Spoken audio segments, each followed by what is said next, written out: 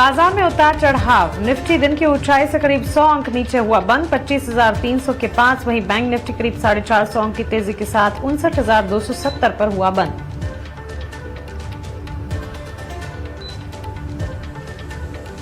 अनुमान से अच्छे तिमाही नतीजों से 5% से ज्यादा भागा डॉक्टर रेड्डीज का शेयर। निफ्टी का टॉप गेनर बना। इंडिया और यूरोप के कारोबार में दिखी ग्रोथ। मार्च तक भारत में शुगर और बीपी की दवा सेमाग्लुटाइड लॉन्च करने की है तैयारी।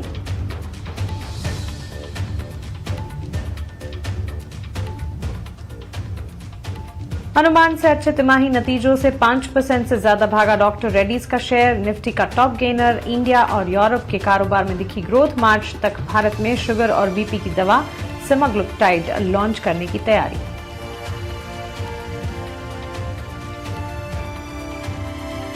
SBI, bank of Maharashtra, Indian banks of financials में अच्छी मजबूती। करीब 3 से लेकर 5.5% की मजबूती पर ये स्टॉक्स।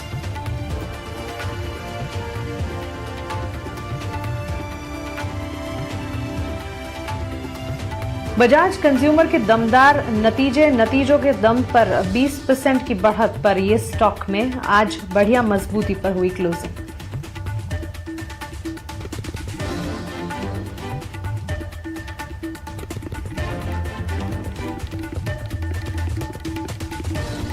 क्रेडिट एक्सेस के शेयर में लगातार दूसरे दिन रफ्तार। 2 दिन में करीब 20% चढ़ा शेयर। दिसंबर तिमाही में घाटे से मुनाफे में आई ये कंपनी। ज्यादातर ब्रोकरेजेस की खरीदारी की राय।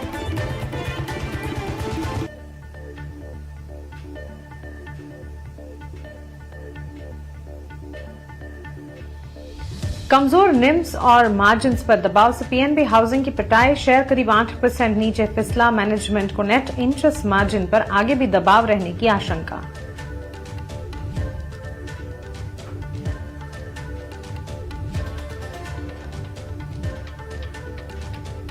निफ्टी में कल श्रीराम फाइनेंस, जेएसडब्ल्यू स्टील और सिप्ला जारी करेगी दिसंबर तिमाही के नतीजे। MCX, BPCL, Adani green, Godrej consumer और इंडसइंड बैंक जैसी कंपनियों के नतीजों पर भी कल रहेगी बाजार की नजर।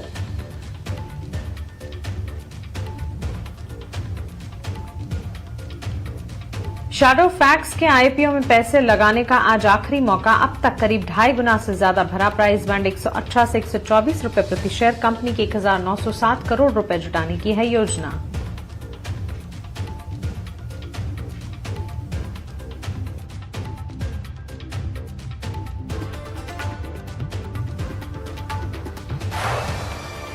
नजरिया हम समझने की कोशिश करेंगे, क्योंकि 3 दिन गिरावट थी। उसके बाद ये डोनाल्ड ट्रंप का वर्ल्ड इकोनॉमिक फोरम में संबोधन था, जिसने बाजार का कुछ हद तक मूड सुधारा, लेकिन वहां से वापस अगेंस्ट फ्रिजल आउट भी हुए। शुक्रिया तृप्ति। बिल्कुल, देखिए काफी हद तक उठापटक हम बाजार में झेल रहे हैं। जो करेक्शन रिकॉर्ड हाइज बनाने के बाद से जिसका सिलसिला चालू हुआ है, वो अभी थमता हुआ नजर नहीं आ रहा है। कि अब आप लॉन्ग टर्म एवरेजेस के पास, जो कि इन्वेस्टर्स की एवरेजेस जिसको हम बोलते हैं 200 दिन की, उस लेवल के पास मार्केट को ट्रेड होता हुआ देख रहे हैं। कल के सेशन में हमने काफी ज्यादा वॉलिटिलिटी देखी। हमने 200 EMA जो कि करीब 25,170 के पास प्लेस्ड है, उसको पेनिट्रेट करते हुए देखा। But by the end of the day वहां पे आपने क्लोज होते हुए देखा। और जैसे कि फिर आपने बताया कि डावोस में जो यूएस प्रेसिडेंट की स्पीच है, उसने कहीं ना कहीं थोड़ा सा रिस्पाइट दिया, जो कि अनसर्टेनिटी थी कि शायद एक नए लेग टैरिफ की वॉर की शुरुआत या फिर जियोपॉलिटिकल टेंशन बढ़ने की शुरुआत, उसकी वजह से और प्रेशर पड़ सकता है। तो उस चीज पर थोड़ा सा रिलीफ मिलते ही आज हमने देखा कि मार्केट में एक रीबाउंड का अटेम्प्ट हुआ। और निफ्टी ने कहीं ना कहीं अभी भी वही अब कोशिश चल रही है। जैसे लास्ट वीक आप 100 EMA के पास 25,600 के पास टाइम स्पेंड कर रहे थे, तो अब मुझे लगता है कि 25,150, 170 का जोन, जो आपका 200 दिन का मूविंग एवरेज है, इसके पास आप मार्केट को ट्रेड होते हुए देखेंगे। तो काफी हद तक वॉलिटिलिटी अभी भी बनी रहेगी, क्योंकि अब आने वाले दिनों में हम बजट के पास जाएंगे। अर्निंग सीजन वैसे ही चल रहा है। जियोपॉलिटिकल चीजें थमी जरूर है, बट वो कितना हद तक थमी है वो देखना पड़ेगा। तो इन सब के बीच में वॉलिटिलिटी बनी रहेगी। मेरे हिसाब से 25,150 के जब तक आप ऊपर हैं, तब तक उम्मीद करिए कि एक रिकवरी रीबाउंड का अटेम्प्ट हो सकता है, जो कि इंडेक्स को 450 से लेकर 600 तक के जोन में ले जाए। और अगर हम उसको सरेंडर करते हैं फिर 24,750 के लेवल्स खुल जाएंगे। तो अभी के लिए 25,150 आपका रिकवरी एक लेवल है।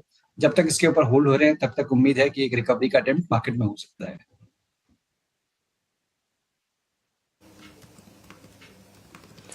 एब्सोल्युटली। तो चलिए ये टेक इंडेक्स पर फिलहाल बनता हुआ, लेकिन अब सवाल जवाब का सिलसिला शुरू करते हैं। सवाल पूछने का तरीका हमारे सोशल मीडिया हैंडल लगातार आपके टीवी स्क्रीन पर फ्लैश हो रहे हैं। हमारी कांटेक्ट डिटेल्स पर हमें कांटेक्ट कीजिए। और मैं पूछ 16 अपने एंट्री लेवल प्रेस्टीज पर ये बता रहे हैं। वैसे स्टॉक प्राइस और सेक्टर वाइज भी इम्पैक्ट अगर देखें तो रियल एस्टेट सेक्टर में वॉलेटाइल मूव्स नजर आ रहे हैं, लेकिन लास्ट ट्रेडिंग सेशन में एक मात्र रियल एस्टेट सेक्टर था जो परफॉर्म नहीं कर पा रहा था। 1422 के लेवल से प्रेस्टीज में लास्ट क्लोजिंग देखने को मिली और इनकी खरीद 1616 के लेवल्स की है। क्या राय होगी? बिल्कुल मानसी, देखिए रियल एस्टेट सेक्टर यहाँ पे काफी ज्यादा प्रेशर देखने को मिला है, स्पेशली इन 2 दिनों में। DLF, Godrej property, Oberoi realty काफी शार्प कट देखने को मिला है। तो उसके कंपैरिजन में no doubt Prestige comparatively better placed है। मींस यहाँ पे करेक्शन जो भी हुई थी और इनफैक्ट जो रिकवरी भी हुई थी पास में, वो कहीं ना कहीं आउट परफॉर्मेंस की तरफ इंडिकेशन कर रही है। इनकी बाइंग के लेवल के काफी नजदीक है, बट क्योंकि सेक्टर अंडर परफॉर्म कर रहा है तो मेरे हिसाब से शायद हो सकता है थोड़ा बहुत प्रेशर इसको भी झेलना पड़े। तो अगर आपका शॉर्ट टर्म का नजरिया है तो मेरे हिसाब से एक बार आपको स्ट्रिक्ट स्टॉप लॉस मेंटेन करना चाहिए करीब 1380 का, और रिकवरी के केस में करीब 1550 से लेकर 1570 का जोन, इसके बीच में अगर एक बार आपको स्टॉक दिखता है तो आपको रिड्यूस करना है पोजीशन को, प्रॉफिट बुक करना है। ओके, तो चलिए प्रेस्टीज एस्टेट पर ये एक टेक फिलहाल हमें मिलता हुआ। रियल एस्टेट सेक्टर में काफी उतार चढ़ाव है, सोच समझकर इस सेक्टर को फिलहाल प्ले आउट करना चाहिए। लेकिन अजीत, रेलवे स्टॉक्स पर आपकी राय क्या होगी? सुभाष, हमारे अगले व्यूअर का सवाल आरवीएनएल पर है। 50 शेयर्स 367 के दाम पर इन्होंने खरीदे हैं। आरवीएनएल पर भी इन्हें राय दीजिए। और बजट से ठीक पहले जो तमाम सेक्टर्स काफी हद तक फोकस रेडार पर रहते हैं उसमें से एक रेलवे सेक्टर भी है। रेलवे के अलावा एजुकेशन, एग्रीकल्चर, स्पेस, डिफेंस जैसे तमाम सेक्टर्स, उम्मीद तो इनफैक्ट हर सेक्टर की बजट से होती है। 4.25% की तेजी पर क्लोज हुआ है आरवीएनएल। 367 की इनकी खरीद है, 329 पर क्लोज हुआ है। अभी नुकसान है, क्या राय होगी? बिल्कुल, देखिए यहाँ पे मानसिक प्रॉब्लम यही है कि इस सेक्टर जैसे कि हमेशा होता आ रहा है कि बजट के पास इन स्टॉक्स में मूव आ जाती थी और इन्हें एक अच्छा ट्रैक्शन देखने को मिलता था, और बजट तक आते आते तक शायद वो मूव या तो फिजल आउट हो जाते थे या फिर मार्जिनल गेन्स रह जाते थे। इस बार उस तरीके का मूव देखने को नहीं मिला है अभी तक। तो कहीं ना कहीं एक उम्मीद रहेगी कि हाँ, एक रिबाउंड, एक अटेम्प्ट हो सकता है यहाँ पे, क्योंकि आरबीएल के स्पेसिफिकली मैं बात करूं तो पिछले करीब 3-4 महीनों में एक चीज ये हुई है कि जितनी बार ये 300 के पास आया है वहां से एक अच्छा रिबाउंड देखने को मिला है। वो अलग बात है कि रिबाउंड सस्टेन नहीं होते हैं हायर लेवल्स पे जाके, मतलब 340 से लेकर 400 का जो बैंड है ऊपर साइड पे, वहां जाते ही मूव फिसल आउट हो जाते हैं। तो अभी हमने दोबारा से अपने लोअर बैंड के काफी नजदीक आ गए थे, तो एक रिबाउंड का डेफिनेटली बनता है। 348 से लेकर 370 का जोन है, ये अपर बैंड रहेगा इस रिकवरी में।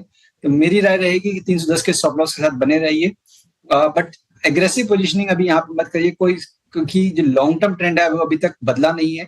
यहाँ पे आपको रेंज बाउंड बायस ही ज्यादा देखने को मिलेगा। इसके अलावा जैसे आपने बताया कि बजट में जो जो सेक्टर्स फोकस में रहते हैं उनमें किस तरह की गतिविधियां हैं, तो अभी मुझे लग रहा है कि देखिए डिफेंस स्पेस डेफिनेटली फोकस में रहेगा कंसिडरिंग द जियोपॉलिटिकल सिनेरियो। और जिस तरीके से हमने स्टॉक्स में भी देखा है कि एक अच्छी रिकवरी, खासतौर से बीईएल एज ए डिस्क्लोजर हमने अपने क्लाइंट्स को भी रिकमेंड किया है। एक तो करेक्शन में इसने खास पार्टिसिपेट नहीं किया, रिकवरी आते ही इसमें सबसे पहले आपको बाइंग इंटरेस्ट इमर्ज होते हुए नजर आ रहा है, तो ये आपके फोकस में जरूर होना चाहिए। तो बेसिकली आपको सेक्टर वाइज जैसे एग्री स्पेस में शारदा कॉर्प जो है आपका, उसमें ज्यादा स्ट्रेंथ नजर आ रही है। तो सिलेक्टिव रहना है आपको, जो मेन सेक्टर्स हैं जिन पे फोकस एरिया रहता है, इंस्टेड ऑफ कि आप पूरे सेक्टर में किसी भी स्टॉक को चूज कर लें और आपको शायद रिटर्न की उम्मीद हो जाए, तो वो चीज नहीं होगी। तो सिलेक्टिव रहिए, बाकी आरबीएनएल में बने रहने की राय होगी।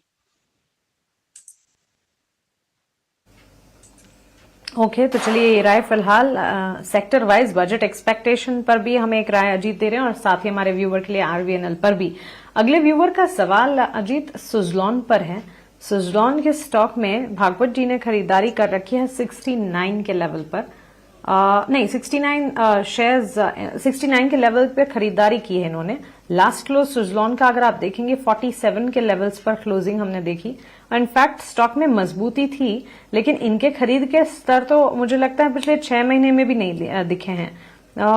बड़े ऊंचे लेवल्स की खरीद है इनकी और इसी वजह से नुकसान भी ये झेल रहे हैं। ये शेयर की संख्या नहीं, ये शेयर खरीदारी के रेट्स इनफैक्ट हैं, इससे हमें ठीक करना होगा। 69 के लेवल पर की खरीदारी है इनकी। सुजलॉन एनर्जी पर राय क्या होगी अजीत? बिल्कुल मानसी, देखिए काफी हद तक यहाँ पे रिटेलर्स का पार्टिसिपेशन काफी इंप्रूव हुआ था जब रिजल्ट्स में बेटरमेंट देखने को मिल रहा था। बट पिछले करीब 6-8 महीनों से हम देख रहे हैं कि लगातार स्टॉक में एक करेक्टिव ट्रेंड, दो द पेस ऑफ डिक्लाइन अभी तक कम है, बट यस टोन नेगेटिव है। मींस 85 से आपने गिरना शुरू किया था इन द मंथ ऑफ सितंबर 2024 और अभी आप 47 के पास आ गए हैं। ये वो एरिया है जहां पे लास्ट टाइम आपने रीटेस्ट करके करीब 44-46 के बीच में in the month of April last year वहां से एक रिबाउंड देखा था जो स्टॉक को करीब 74 तक लेके गया था। तो ये देखते हुए एक पॉसिबिलिटी ये हो सकती है कि अगर इन लेवल्स पे होल्ड करता है 45-46 को, तो एक रिबाउंड का अटेम्प्ट हो सकता है। तो मेरे सबसे ज्यादा बड़ा एग्रेसिव स्टॉप्स में ना रखिए, आपके पास ऑलरेडी पोजीशन है उसमें बने रहिए। 44 का एक स्टॉप लॉस रखिए। रिकवरी के केस में एक बार आपको 55 से 60 के बीच में पोजीशन दिखती है तो वहां पे एक बार आपको दोबारा से रीइवैल्यूएट करना चाहिए।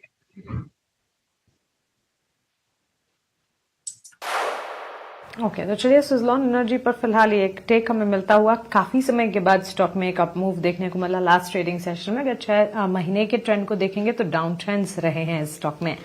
सुशील तिवारी का सवाल सियाराम सिल्क पर है। सियाराम सिल्क के चार्ट्स को एक बार देख लेते हैं अजीत। और इन्होंने खरीद रखे हैं 1000 शेयर सियाराम सिल्क के 585 के लेवल पर। बढ़िया तेजी, एक शार्प अपसर्ज पर लास्ट क्लोज हमने देखा है 585 के स्तर पर। इनकी खरीद 674 की है। खरीद से तो दूर है इनके खरीदारी के लेवल से, लेकिन स्टॉक में एक रनअप देखने जरूर मिला है लास्ट ट्रेडिंग सेशन में। क्या राय होगी सियाराम सिल्क में? देखिए इस तरीके अभी हमने देखा है कि मेजॉरिटी ऑफ काउंटर्स या तो रेंज बाउंड रहे या फिर काफी करेक्शन देखने को मिला। इसमें भी वही है कि आपने 850 के लेवल्स के पास, इसमें देखिए एक चीज ये होती है कि वॉल्यूम्स इतने ज्यादा नहीं होते हैं तो काफी ज्यादा शार्प राइज और डिक्लाइन देखने को नहीं मिलते हैं। काफी मॉडरेटली ये स्टॉक मूव करता है। लॉन्ग टर्म बेसिस पे अगर बात करें तो ट्रेंड अभी भी पॉजिटिव बना हुआ है। जो आपका ये 500 के पास 500-510 का जो जोन है ये काफी मेजर सपोर्ट इसका है। इमीडिएट सपोर्ट करीब 540 पे है। मेरे हिसाब से एक रिकवरी का अटेम्प्ट जरूर हो सकता है 650 से लेकर करीब 700 का जोन में। तो बने रहने की राय होगी 540 के स्टॉप लॉस के साथ और करीब 700 तक के पोजीशन टारगेट्स के लिए। ठीक है, तो चलिए ये राय एग्जिस्टिंग पोजीशन को इंटैक्ट रखें, ये फिलहाल आपको मिलती हुई राय। काफी नुकसान है और इसी के चलते पोजीशंस को इंटैक्ट रखें, इंतजार करते हैं स्टॉक के परफॉर्म करने का। रेलवे पर एक तो राय आपने दी ही अजीत, लेकिन एक और सवाल है तिलक का। ये IRCTC पर है। 40 शेयर्स IRCTC के इन्होंने खरीदे हैं और IRCTC के चार्ट्स इनकी खरीदारी के स्तर जो है 990 के ये बता रहे हैं। लास्ट क्लोज इस स्टॉक का 629 का रहा। 2.5 to 3% के गेंस हमने देखे हैं, लेकिन इनकी खरीद से तो दूर ही है। क्या राय होगी? बिल्कुल, देखिए जिस तरीके से हमने देखा दूसरे रेलवे स्टॉक्स में एक करेक्टिव ट्रेंड, तो सेम IRCTC में भी वही चीज फॉलो हो रही है कि 2024 में जो ये डिक्लाइन शुरू हुआ था वो थमता हुआ अभी तक नजर नहीं आ रहा है। बट इन लेवल्स के पास मेरे हिसाब से एग्जिट भी करना नहीं बनता है, कंसिडरिंग कि जो लास्ट टाइम कंसोलिडेशन हुआ था वो इसी जोन के पास हुआ था। करीब जो मैं देख पा रहा हूँ 550 से लेकर 600 का जो जोन था उन्हीं में कंसोलिडेट होकर स्टॉक ने फिर दोबारा से एक रिकवरी का अटेम्प्ट किया था। तो वो देखते हुए अभी बने रहने की राय होगी। शॉर्ट टर्म में मुझे लगता है काफी ज्यादा हर्डल्स को फेस करने को मिलेंगे। मींस पहला हर्डल आपको करीब 645 के पास, उसके बाद 660, फिर 680, करीब हर 15-20 पॉइंट के ऊपर आपको एक रेजिस्टेंस फेस करते हुए स्टॉक नजर आएगा। ट्रेंड कब चेंज होगा? जबकि आप 710-720 के ऊपर सस्टेन करते हुए देखेंगे स्टॉक को। जब तक वो नहीं होता है शॉर्ट टर्म में रेंज बाउंड बायस रहेगा, तो बने रह सकते हैं 600 के क्लोजिंग स्टॉप लॉस के साथ, और टाइम देना पड़ेगा। बेसिकली अगर आप 3 से 6 महीने का व्यू रखते हैं तो फिर आप 700 के प्लस लेवल्स भी इसमें देखने को मिल सकते हैं आपको। ओके, तो चलिए ये राय IRCTC पर फिलहाल हमें मिलती हुई। लेकिन अब आगे बढ़ते हैं और रुक करते हैं हमारे अगले सेगमेंट वैल्यू इन्वेस्टमेंट पिक का।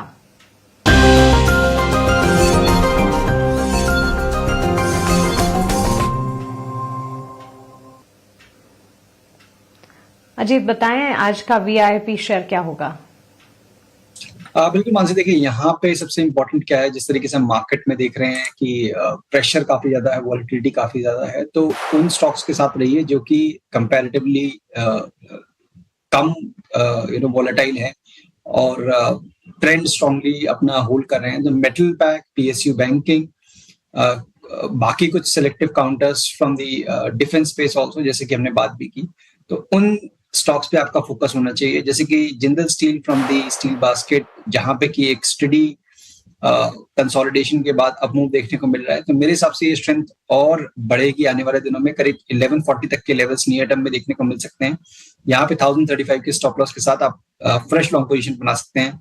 साथ ही साथ बीईएल, जिसकी हमने बात की थी, कि यहाँ पे मुझे लगता है कि ट्रैक्शन आने वाले दिनों में और बढ़ेगा और हो सकता है कि आपको जल्दी ये स्टॉक रिकॉर्ड हाइज रीटेस्ट करता हुआ दिखाई दे। तो 430 तक के पोजिशनल टारगेट्स के लिए 408 के स्टॉप लॉस के साथ बीईएल को भी आप लॉन्ग कर सकते हैं। ओके अजीत, बहुत शुक्रिया आपका हमारे साथ जुड़ने के लिए। वैल्यू इन्वेस्टमेंट पिक, बाजार पर अपना नजरिया, हमारे व्यूअर्स की कल की तैयारी, उनके सवालों के जवाब देने के लिए थैंक यू सो मच।